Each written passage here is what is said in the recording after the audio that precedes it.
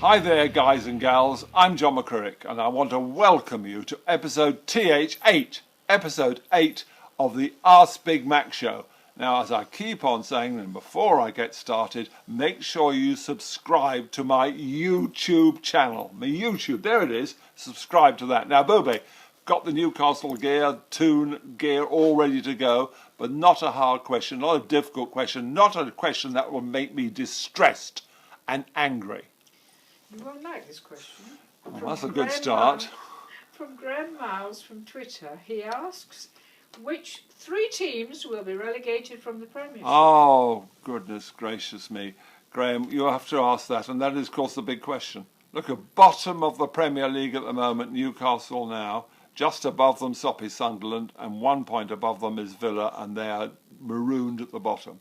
Isn't it awful that for the rest of the season we're going to have to be looking at the relegation teams, all the Watfords and the Bournemouths and those kind of clubs, see their results as well as our own.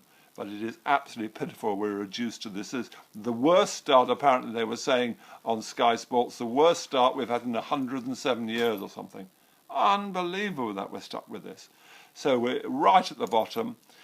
There have been some encouraging signs, but some very, very disencouraging signs. You know, we scored first goal against Man City and then went and shipped 6. Oh dear. I just don't know what to say. I just can't give you anything. Soppy Sunderland obviously have got to go down. We put Villa in as well, and I put Bournemouth in as well. They're suffering from injury. So you asked me the question, Graham, I would say Soppy Sunderland, Villa and Bournemouth. They're with the 3 I will put up for relegation. The Toon, we must save the Toon. Don't forget we've got the January transfer window we can get investing in there. And before we start blaming Mike Ashley, he spent over £50 million on new players at the start of the season. Mitrovic looks certainly a possibility for us as long as he controls himself. So we've got to hope. But those are the 3 teams. But what a horrible season we're going to have. No glory. We're out of the Capital One Cup.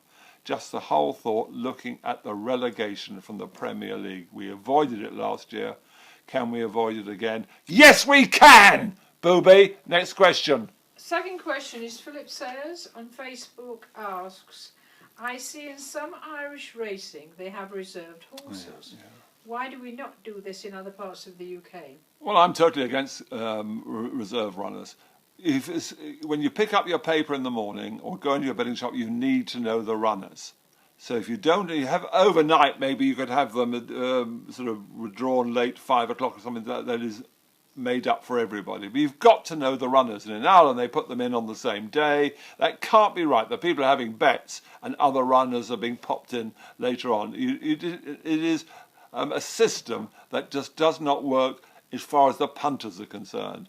So I'm absolutely against reserves, maybe 24 hours beforehand. You may be able to argue the case and that sort of thing. The odd exceptions you can have, things like Shergar Cups are a possibility, and these sort of events. But in the end, the punters are entitled to know, and bookmakers as well, the actual runners you're going to get. Of course, you're going to get non-runners also withdrawn in the morning and that kind of thing, and even later on the course. You can get all that sort of thing, but we must know the runners and not had new ones parachuted in. So, Philip, I'm against any suggestion at all that we should have reserves. Don't copy Ireland this time. Booby, next question. Third question is Andy Tingley on Facebook asks, John, my favourite all-time jump horse was the great Desert Orchid. Oh, yeah, Desi. What do you think of this great, brave horse? Well, he was wonderful, Desi, wasn't he? Absolutely, a PR dream, a grey. People love a grey for a start. The heart the horse had, the battling qualities he had. But you can't compare him with the great horses, ability-wise.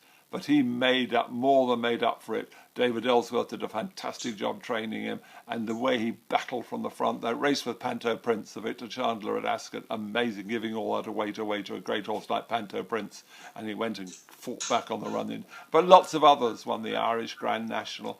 At Sandown, he was supreme at Sandown. Wherever he ran, it was a thrill. I remember one of my racing memories being in the betting ring when he won his Gold Cup. He didn't like Cheltenham. So Cheltenham was always a difficult course for him, but the one race he did win was the Gold Cup, beat Yahoo.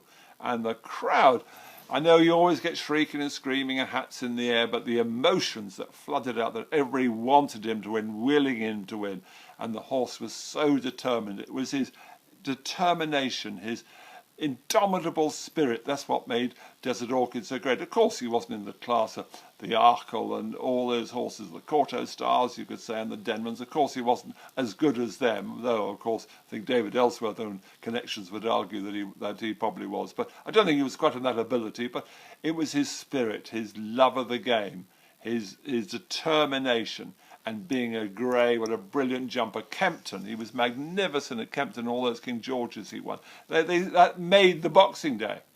Boxing Day was made at Kempton, and the great cheers. He had his wonderful record he had at Kempton. So Desi, absolutely fantastic, unforgettable. Those of us who prefer steeplechasing and national hunt racing to the flat, one horse they will never forget will be Desi, the great grey. But I don't think he's quite in the very top class ability-wise, but a heart. The heart. Have lions got big hearts? I think they have. Well, so did Desi. Booby, any others to question?